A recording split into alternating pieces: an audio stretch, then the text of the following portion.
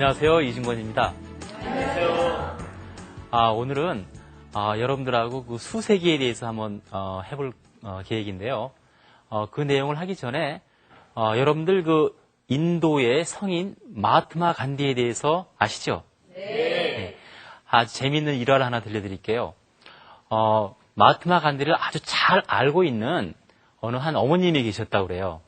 근데 어머님의 하나 귀여운 아들이 있었는데, 그 아들이 사탕을 너무너무 많이 먹어가지고, 그 어머님이 너무 걱정을 많이 해가지고, 마하트마 간디한테 찾아가가지고, 어떻게 하면 이 아이에게 사탕을 좀 먹지 않게 할 수 있을까 해서 조언을 구하러 갔다고 합니다.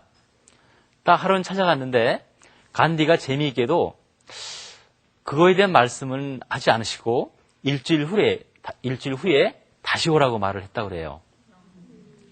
그래서 일주일 후에 그 엄마가 다시 또 가가지고 또 물어봤더니 그 마하트마 간디가 다시 또 일주일 후에, 그래서 나중에 또 와가지고 그 어머님이 한번 마하트마 간디한테 와서 물어봤대요. 왜 말씀을 해주시지 않으십니까? 하고 물어봤더니 그 간디 선생님이 하신 말씀이, 사실은 자기도 사탕을 너무 좋아해서 사탕 먹는 것을 끊지 못했기 때문에 그 말을 해주지 못했다고. 즉 그분의 철학은 자기가 실천하지 못하는 것을 남에게 강요하는 것은 옳지 못하다는 철학이 있다고 해요. 굉장히 중요하죠? 네. 교육에서도 마찬가지입니다. 또 특히 부모님들은 자녀들을 이렇게 교육을 하실 때 보통 집에서 보게 되면 공부하라 말씀 많이 하시고, 또 TV 같은 거 볼 때는 TV 보지 말고 공부하라고 말씀 많이 하시죠? 네. 그러면서 부모님들은 재미있는 TV 있으면 열심히 보시고, 또 요즘 보게 되면 논술 같은 게 많이 중요해졌기 때문에 독서를 많이 해야 되죠. 네. 그러면서 자녀들한테는 너 책도 많이 읽어야 된다. 집에 오게 되면 늘상 책 보고 있는 모습이 보기가 좋더라. 그런 말씀 많이 하시면서 정작 부모님들은 책을 하나도 안 읽으시는, 그러시죠. 부모님이 좋은 모습을 보여줬을 때 자녀들이 공부를 잘하는, 특히 수학도 뭔가 여러분들이 수학적 마인드를 가지셔가지고 이렇게만 하는 모습을 보여주시게 되면은 아마 여러분 자녀분들도 아마 좋은 수학을 공부할 수 있는, 아마 그러지 않을까 해서 이 말씀을 간단하게 드렸습니다. 네, 재밌으셨나요? 네. 자, 그러면 본격적으로 오늘 할 내용에 대해서 한번 보도록 하겠습니다. 오늘은 전체적으로 쌓여있는 물건을 간단하게 세는 그러한 내용들인데요.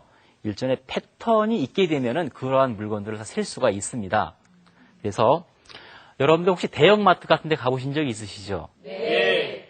그 대형마트에 가보시면 물건이 이렇게 산적해 있는 걸 보실 수 있죠? 네. 또 건설하는 그러한 공사 현장에도 보게 되면 많은 물건들이 쌓여 있는 걸 보실 수가 있을 겁니다. 사실은 여러분들이 그것을 딱 보시면서 저것을 세워봐야겠다는 생각은 별로 안 해보셨겠지만, 실질적으로 그러한 업종에 있으신 분들은 그것을 꼭 세워봐야 되는 그러한 상황이 있을 수가 있습니다. 그래서 하나의 실례를 하나 들어보도록 할게요. A라고 하는 회사가 있었는데요. 그 회사는 새 파이프를 만드는 회사예요. 그래서 하루는 새 파이프를 잔뜩 만들어가지고, 보통 재고품이라고 그러죠. 창고에 새 파이프를 이렇게 쌓아놨는데 정확하게 몇 개를 쌓아놨는지는 잘 모르는 상태에 있었어요.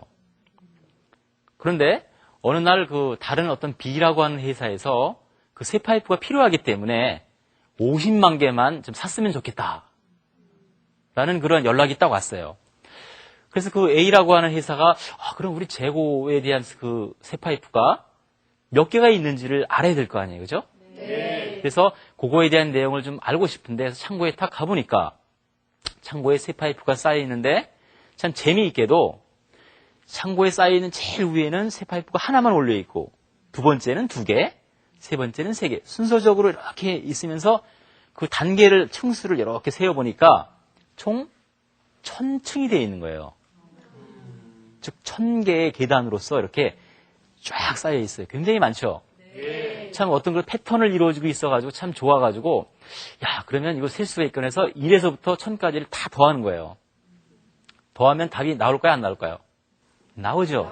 예. 그렇지만 수학을 하는 사람 입장에서는 정말로 조금 이렇게 바보스러운 계산이에요. 그래서 그걸 좀 쉽게 계산하는 방법, 그러한 내용을 오늘 이 시간에 여러분들하고 같이 해보도록 하겠습니다.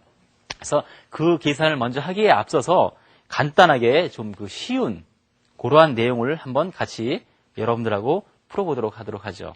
자, 그러면 판서를 보시면서 제가 간단하게 몇 가지를 풀어보도록 하겠습니다. 자, 창고에 나와 있는 그러한 그 쇠파이프에 대한 모양을 간략하게 한번 그려보도록 할게요. 제일 위에 하나가 있다고 했죠? 네. 그리고 그 다음에는 또 2개가 쌓여 있다고 그랬습니다. 근데 모양이 이렇게 되어 있는 이유는 실질적으로 이쪽에는 벽면이에요. 창고의 벽이고 바닥이 이렇게 있다고 가정을 하는 것이죠. 그래서 이렇게 쭉 내려와서 전체가 1000개가 있는데 이 시간에는 1000개를 우리가 직접 하지는 않고 한번 10개만 있다고 가정을 해보도록 하겠어요.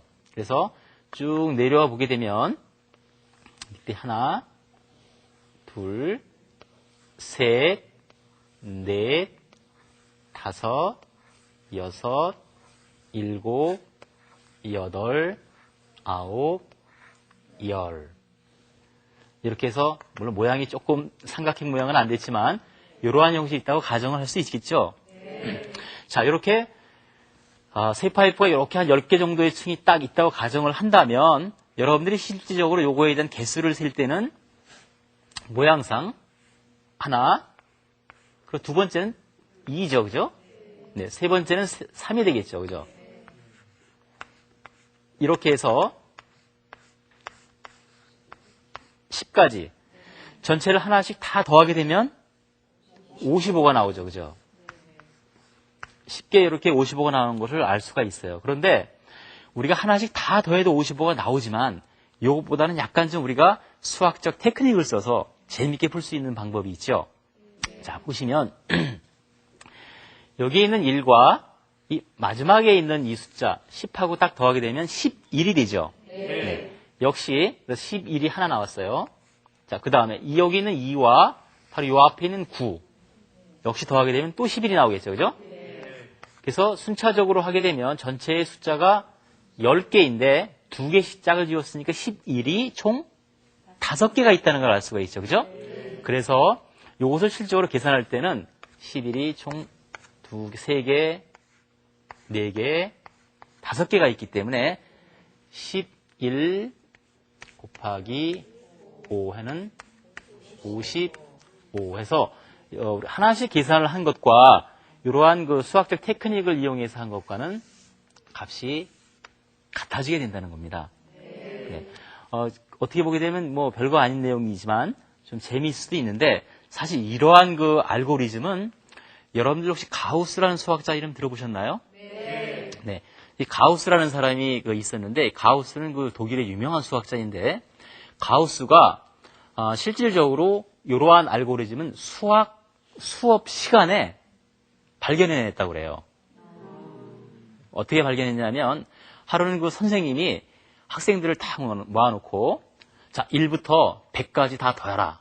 그리고 숙제를 딱 내주시고 학생들이 이걸 다 계산할 때까지 이제 좀 편히 쉬시려고 하셨는지는 모르지만 딱 해놓고 난 다음에 뒷짐을 지고 이제 좀 기다리고 계셨었는데 그 문제를 내자마자 시간이 얼마 되지 않았는데 가우스가 손을 탁 들고 네, 답이 얼마입니다. 즉 1에서부터 100까지 더한 수를 얼마가 될 것 같아요, 혹시 여러분들? 그쵸? 50이 나오죠? 예. 이것을 가우스가 답을 탁 낸 거예요. 선생님이 너무 놀래서 1에서부터 100까지고 다 더하려면 그 당시에는 전자계산기도 없었기 때문에 시간이 한참 걸려야 되는데 내자마자 바로 맞춰버린 거예요. 그래서 어떻게 됐냐고 알아보니까 바로 지금 이러한 알고리즘을 써가지고 했던 것이죠. 그래서 이러한 알고리즘에 대한 내용을 한번 보도록 하겠습니다. 실질적으로 1에서부터 100까지에 대한 내용은 아까 이거와 같은 방법으로 하게 되면 101, 즉 101이 100가지 중에서 50개가 되겠죠, 그죠? 네. 그래서 바로 50이 나온 겁니다. 아주 재미있죠? 네. 이러한 형식으로 해서 우리가 쉽게 구할 수가 있는데 이러한 과정을 실질적으로 수학적으로 한번 정리를 해보게 되면 예를 들어서 1부터 1씩 증가되는 그러면서 n까지 가는 그러한 숫자를 다 더할 때는 보통 우리가 그 수학적 기호로서 s의 n이라고 하는데 이것은 s는 수학의 sum, 즉 더하다의 s를 의미를 하고 그거의 첫 번째 그거 n은 n의 번째까지 더했다는 의미입니다. 그래서 요거 s의 n이라고 하는 것은 보통 2분의 n의 a 플러스 l이라고 표시를 하는데 요 a라고 하는 것은 바로 첫 번째에 있는 숫자를 의미를 하고 요 l은 제일 마지막에 있는 숫자를 의미를 하고요. 요 n은 여기에서부터 마지막까지 있는 전체 숫자의 개수를 의미를 합니다. 네, 그래서 실질적으로 이 식을 한번 대입을 해보게 되면 한번 대입을 해보도록 할게요. 자, 2분의 전체에 있는 숫자가 몇 개였죠? 1에서부터 10까지 전체는 10개가 되죠. 그죠? 그리고 첫 번째에 있는 숫자 a는 1이 되고 마지막에 있는 숫자는 10이 되죠. 그래서 이 식을 계산을 딱 하게 되면 바로 55가 나옵니다. 이런 식으로 해서 계산을 하게 되는 것입니다. 자, 그러면 이런 거에 대해서 실질적으로 수학적으로 어디와 연결되어 있는지를 한번 여러분들하고 한번 살펴보도록 하는데요. 학년이 좀 올라가게 되면 수학에 그 수열이라는 것이 있습니다. 여러분들 많이 들어보셨죠, 그죠? 네. 이 수열이라고 하는 것은 수학적인 정의를 내릴 때 함수로서 정의를 내릴 수가 있지만 여기서는 뭐 그러한 정의를 내리지는 않고 쉽게 얘기해서 숫자를 이렇게 하나씩 어떤 규칙에 의해서 아니면 규칙이 없어도 상관이 없지만 배열되어 있는 상태, 그 배열되어 있는 것을 여러분들이 수열이라고 생각을 하시면 아마 이해하시기가 쉬우실 겁니다. 저는 그러면 이러한 내용을 이렇게 해봤기 때문에 전체 아까 제가 말씀드린 세 파이프에 대한 내용을 풀 수가 있겠죠? 네. 아까 세 파이프는 어떻게 됐었나요? 첫 번째는 하나, 둘 해서 마지막에 여긴 10개이지만은 단계가 1000개가 된다고 그랬죠? 여기서부터 여기까지가. 1000개가 된다고 그랬어요. 네, 그러면 이러한 내용을 한번 자세하게 풀어보도록 하겠습니다. 자, 이쪽으로 한번 보시죠. 실질적으로 이러한 문제의 풀이는 우리들이 그 일상생활을 쉽게 접할 수 있는 것들이기 때문에 여러분도 재미있게 한번 풀어볼 수 있을 거라고 생각을 합니다. 자, 여기 보시면 좀 전에 제가 말씀드렸던 것처럼 그 세 파이프가 제일 위에 있는 것이 하나 있었고요. 제일 밑에는 1000층이기 때문에 1000개가 있었죠. 그죠? 그래서 제일 밑에 있는 것과 제일 그 위에 있는 것을 더해가지고 1001이 됐습니다. 그리고 두 번째 층에 있는 것하고 제일 밑에서 두 번째 칸에 있는 것을 더해서 역시 1001이 됐죠. 예. 순차적으로 해가지고 쫙 계산을 하다 보면 전체가 1000개를 2개씩 짝을 지었기 때문에 마지막에 개수를 보게 되면 500개라는 걸 알 수가 있죠. 네, 그래서 실질적으로 전체에 대한 그 개수를 세는 것은 1001 곱하기 500 해서 요걸 하게 되면 50만 500이 되네요. 그죠? 네, 그래서 처음 이 강의를 시작을 할 때 세 파이프에 대한 그 문제를 한번 정말 셀 수가 있을까 좀 우려스러웠었죠. 근데 이렇게 간단하게 그 1001 곱하기 500을 해서 50만 500을 딱 셀 수가 있었습니다. 그래서 그 문제를 다시 돌아보게 되면 처음에 50만 개를 살려고 그랬는데 세어보니까 50만 500개였죠. 그래서 더 이상 우리 공장을 더 돌려서 그걸 만들지 않아도 50만 개를 팔고도 500개가 남아서 걱정하지 않아도 되는.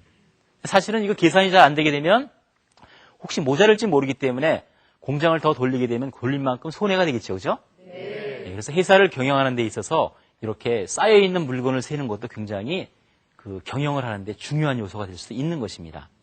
바로 수학을 잘하게 되면 회사 경영도 잘 되고 회사 경영이 잘 되게 되면 굉장히 부자가 될 수도 있겠죠. 그죠? 네. 그런데 이것과 비슷한 계산법이 사실은 일본에서도 있었습니다. 그 1627년도쯤에 그 당시에 그 요시다라고 하는 그 일본 그 당시 산학자였는데요. 그 사람이 쓴 책이 있었어요. 그 진겁기라고 하는 그 책이 있는데 그 책의 상권에 보게 되면 이거와 비슷한 유형의 문제가 있습니다. 그 문제를 한번 보시도록 하겠습니다.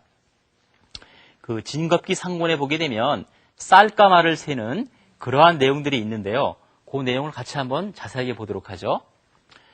우선 쌀가마가 위쪽으로 올라갈수록 한 가마씩 줄어들어서 쌓여 있습니다. 아까하고 좀 비슷하죠, 그죠? 그리고 맨 아래에는 18가마가 있고 맨 위에는 8가마가 쌓여 있어요. 그리고 그래서 전체에 쌀가마가 전체 몇 가마인가를 계산하는 것이 있었던 거예요. 물론 그 당시에는 사실은 그 쌀가마 세는 것이 굉장히 중요했었기 때문에 아마 이러한 문제가 나왔던 것 같은데 실질적으로 이 문제를 우리가 한번 풀어보도록 하겠어요. 그래서 그러한 내용을 판서를 통해 가지고 같이 한번 그림을 그려보고 그 내용을 같이 풀어보도록 하죠. 전체적으로 그 그림의 모양이 어떻게 되어 있는지 여러분들 이해가 잘 떠오르시나요? 네. 그래서 그걸 한번 그려보도록 하겠습니다. 자, 여기를 보시면 맨 위에 8가마가 있다고 그랬죠. 그죠? 그래서 쌀가마가 뭐 8개를 다 그릴 수 없으니까 대충 여기 8개 있다고 가정을 하죠. 그리고 밑으로 이렇게 한참 내려오다 보면 제일 밑에는 18개가 있다고 그랬죠. 그죠? 18개도 대충 또 다 그리기가 어렵죠. 그죠? 그렇기 때문에 좀 옆으로 좀 8개보다는 길어야 되니까 이만큼 해가지고 있다고 가정을 하고 요거에 대한 전체에 대한 개수가 바로 그렇죠. 18개. 요렇게 되어 있는 모양이죠.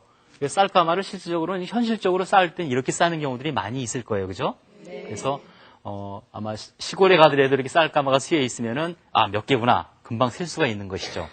자, 그럼 요걸 한번 전체적으로 한번 세어보도록 하겠습니다. 아까 좀 전에 저희들이 했던 그런 알고리즘을 그대로 쓰시면 돼요. 자, 우선 그러면 첫 번째, 맨 위에 있는 가마수는 8개죠. 그 다음에 제일 밑에 있는 가마수는 18개가 되죠. 자, 요거를 더하게 되면 바로 26이 되죠. 그죠? 네. 그래서 처음에 첫 번째 있는 것과 마지막 번째 있는 것을 더한 그러한 그 알고리즘을 쓴 겁니다. 자, 그 다음에 우리가 알 필요가 있는 것이 바로 이게 몇 층이 있는지를 알아야 되겠죠? 네, 그것은 벌써 우리가 알 수가 있죠. 층수가 이게 딱 보게 되면은 그 18개에서 8을 18 마이너스 8을 딱 해주고 끝나면 될까요? 사실은 층수 계산할 때는 더하기 2를 해줘야 됩니다. 네, 그래서 이것은 11층이 되죠. 여러분들이 혹시 왜 2를 해주는지 약간 좀 의아하실 텐데 제가 한번 설명 하나 해드릴게요. 예를 들어서 이렇게 3층으로 되어 있는 거 칸수를 한번 계산하고 싶어요. 그랬을 때 전체는 3이죠. 네. 그러면 3에다가 제일 밑에 있는 거 마이너스 2를 하게 되면 2밖에 안 나오죠. 근데 2층이라고 하면 안 되는 3층이 돼야 되기 때문에 바로 3 마이너스 1 플러스 1이 되는 겁니다. 그래서 항상 2를 해줘야 되죠. 여러분들께서 보통 사람 수를 셀 때에도 항상 마지막에 2를 하는 경우도 있는데 이것도 역시 그거와 같은 경우가 되겠습니다. 자, 그러면 따라서 이러한 경우에 있어서 전체에 대한 쌀가마 수를 이제 계산할 수가 있겠죠. 자, 바로 우리가 했던 알고리즘 26 곱하기 전체의 충수가 되겠죠. 그죠? 전체의 충수는 11. 자, 그런 다음에 우리가 원래 식에서, 유도했던 그 식에서 보게 되면 마지막에 뭘 해줬죠? 그렇죠. 바로 나누기 2를 해줬죠. 그래서 요거를 계산을 하게 되면 바로 143이 되네요. 그죠? 네. 예. 요렇게 143가마가 된다는 걸 알 수가 있죠. 네. 그래서 요렇게 우리가 문제를 풀어봤는데요. 근데 이 식은 여러분들 가만히 보시게 되면은 엄밀한 의미에서 보게 되면은 사다리꼴 면적 내는 것하고 같은 개념이 숨어 있습니다. 마지막에 여기 나누기 2한 것하고 관계가 있는데요. 이 모양에서 보게 되면 왜 사다리꼴 모양이 되냐 하면 이 그림에서 요거와 똑같은 모양을 이 옆에다가 다시 똑같이 쌓았다고 가정을 해보죠. 즉, 이 윗부분은 밑으로 가고 이 위에 있는 부분은 이 위쪽으로 한 거죠. 네, 이렇게 하게 되면 한번 그림을 다시 한번 그려보게 되면 좀 모양상 전체가 나오지는 않겠지만 가정을 해보죠. 그래서 여기를 경계로 해가지고 같은 모양을 똑같이 위에 쌓은 겁니다. 쌓아놓게 되면 여기도 이런 모양이 되고 이쪽에도 이러한 어떤 형태의 모양이 이렇게 나오겠죠.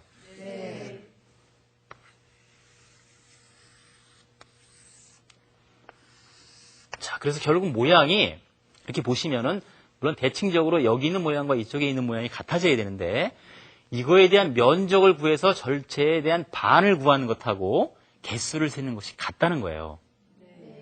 여러분들 그래서 좀 의아하게 생각할지 모르겠지만 사다리꼴 내는 그 면적을 내는 공식을 한번 보시게 되면 사다리꼴 형태에서는 보통 윗변 더하기 그렇죠 밑변 요거에 대해서 그죠?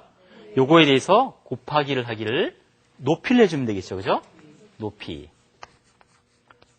높이를 하고 실질적으로 사다리꼴 경우엔 나누기 2가 됩니다. 바로 요 모양은 지금 저희가 했던 요 식이죠. 자, 요 식이 요거에 있는 요 26이 나올 때는 바로 밑에 있는 거, 위에 있는 거 개수에다가 밑에 있는 거 더한 거. 그리고 곱하기 11을 했는데 바로 11이 높이죠, 그죠? 네. 지금 높이. 그리고 마지막에 나누기 2. 식 같죠? 네. 실질적으로 보게 되면은 여러분들이 쌀가마를 세웠는데 엄밀한 의미에서 보게 되면 쌀가마 요 하나가 여러분들이 세는 한 개의 단위라고 생각을 한다면 면적을 구하는 것하고 같은 식이 된다는 거예요. 예. 참 어떻게 보게 되면 좀 신기한 것인데 그렇게 수학적인 내용들은 서로 연관성이 이렇게 되어 있습니다. 그래서 그러한 내용들을 우리가 볼 수가 있고요. 그러한 내용들을 좀 더 구체적으로서 면적과 관계 있는 것을 우리 이 시간 시작할 때 쇠파이프 문제를 통해 가지고 다시 한번 해보도록 하겠습니다. 우리가 쇠파이프에 대한 그런 개수는 세어봤는데요. 그 쇠파이프에 쌓여 있는 모양이 옆에서 봤을 경우에 이렇게 삼각형 모양으로 되어 있었죠. 네. 이렇게 삼각형 모양으로 되어 있을 때 그거와 똑같은 모양의 삼각형을 아까와 마찬가지로 옆에 또 똑같이 쌓는 거예요. 자, 옆에 또 쌓았다고 가정을 하시게 되면 제일 밑에 뼈는 어떨까요? 제일 위에 꼭지점에 있는 쇠파이프가 하나 더 생겼죠? 네. 그 더 생긴 것이 굉장히 중요합니다. 왜 중요하냐면요. 우리 아까 할 때 보게 되면 제일 첫 번째 있는 숫자와 마지막에 있는 숫자를 딱 더했죠? 네. 즉, 그래서 n 플러스 1이 나온 걸로 기억나시죠? 네. 바로 하나가 더 생긴 이유는 우리가 할 때 면적을 낼 때 보게 되면 처음에 있는 n 플러스 1이 되는 거예요. 그래서 똑같이 삼각형에 대한 거에다가 같은 모양을 위에 쌓아서 전체의 면적을 구하고 즉 삼각형이 두 개가 됐기 때문에 나누기 2를 해야 되겠죠. 그죠? 네. 그래서 나누기 2를 하게 되면 그의 면적이 나오는 것. 즉 삼각형의 면적은 밑변의 길이 곱하기 높이 나누기 2가 되죠. 근데 아까 우리가 구했을 때 개수는 어땠어요? 역시 개수도 n 플러스 1 곱하기 위에 있는 층수 나누기 2가 됐죠. 같아진다는 걸 알 수가 있죠. 네, 바로 이 수학적 내용이라고 하는 것은 한 곳에서 통하는 것은 다른 쪽에서 역시 똑같이 통해요. 그게 어떻게 보게 되면 수학의 어떤 묘미라고 볼 수가 있는데 실질적으로 우리는 어떠한 개수를 세웠지만 결국에는 그러한 개수뿐만이 아니고 그것이 면적과 관계가 있다는 것. 그런 것을 여러분들이 아마 이해를 해주시게 되면 수학이 좀 더 재미있게 느껴질 수가 있으실 것 같습니다. 지금까지 쌓여있는 물건을 세는 방법에 대해 공부해봤는데요. 함께 정리해볼까요? 원기둥의 총 개수를 구하려면 1부터 n까지 순서대로 일씩 증가하는 원기둥이 가지런히 쌓여있다고 할 때 첫 번째 층에 있는 원기둥의 개수와 마지막 층에 있는 원기둥의 개수를 더해서 층의 개수를 곱한 후 2로 나누어주면 됩니다. 이를 수학적으로 표현해보면 첫 번째 층의 개수를 a라고 하고 n번째 숫자를 l이라고 했을 때 총합은 다음과 같이 표현될 수 있는 것인데요. 이러한 공식은 면적과도 밀접한 관련이 있습니다. 다음과 같이 원기둥이 직사각형 모양으로 쌓여 있다면 원기둥 전체의 수는 맨 밑에 원기둥의 수의 높이로 올라간 원기둥의 수를 곱하면 구할 수 있습니다. 이때 직사각형을 반으로 나누면 삼각형이 나오고 원기둥의 개수는 10개가 되는데요. 우리는 삼각형의 면적을 구할 때 밑변의 길이의 높이를 곱하고 2로 나누는 공식을 사용하죠. 그렇게 되면 원기둥의 수는 삼각형의 면적과 같은 값이 나오게 됩니다. 결국 어떠한 형태로 쌓여있는 물건의 개수는 물건이 배열되어 있는 단면의 면적을 구하는 것과 같다는 것을 알 수 있습니다. 네, 잘 보셨죠? 네. 이해가 아마 잘 되셨을 거라고 봅니다. 그래서 여러분들이 사실은 이제 실질적으로 일상생활을 하시면서 혹시 물건들이 이렇게 많이 쌓여 있다거나 뭔가 규칙성 있게 쌓여 있게 되면은 한번 꼭 세어보시기 바랍니다. 네. 실천하지 않은 지식은 지식이 아니죠? 네. 수학 지식도 역시 마찬가지입니다. 그래서 여러분들이 수를 하나씩 세어보시고, 아, 이게 몇 개구나. 그리고 수학적 내용이 들어갔구나. 이런 것을 직접 해보시면은 아주 재미있게, 아마 여러분들이 생활도 재미있게 하실 수 있으실 거라고 생각을 합니다. 자, 그러면 이러한 그 수 세는 것하고 연관을 시켜 있어가지고 재미있는 에피소드가 하나 있었습니다. 여러분들 그 나폴레옹 아시죠? 네. 네, 아주 영웅 나폴레옹인데 이 나폴레옹이 그 당시에 그 특히 유럽 쪽의 전체 부분을 거의 다 점령했었죠. 네. 그 중에서 이집트를 딱 그 정복을 하고 난 다음에 제일 먼저 한 게 뭔지 아세요? 예. 참 흥미롭게도 바로 이집트에 있는 피라미드 탑 위에 올라가서 그거에 대한 개수를 세어봤다고 합니다. 그리고 그거에 대한 전체의 부피를 계산을 했대요. 물론 정확하게 나폴레옹이 계산한 것이 맞는지 틀리는지는 잘 모르지만 상당히 수학을 좋아했다고 그래요. 정말 흥미로운 것이 정말 영웅이 수학을 좋아한 것인지 수학을 좋아했기 때문에 영웅이 된 것인지는 잘 모르겠지만 어쨌든 간에 이 나폴레옹이 그러한 그 수학적인 내용, 카운트하는 것들 이런 것들을 흥미롭게 했다는 그래서 사실 여러분들에게 말씀드리고 싶은 것은 일상생활에서도 그런 것들 여러분들 해보시고 영웅이 되셔도 좋고요. 그러한 말씀을 여러분들이 마지막으로 드리면서 이 강의를 마쳐볼까 합니다. 이 강의를 마치기 전에 이 강의 시작할 때 여러분들에게 간디에 대한 이야기를 해드렸죠. 네. 바로 여러분들이 그 간디에 대한 일화를 머릿속에 꼭 염두에 두시고 여러분들 자녀를 지도할 때는 실천하는 부모 그리고 내가 실천하지 않는 것을 여러분들 자녀에게 강요하지 않는 그러한 부모로서 정말 교육을 잘 가르칠 수 있는 그런 부모로서 여러분들이 거듭나시기를 부탁드리면서 이 수업을 마치도록 하겠습니다. 네, 대단히 감사합니다.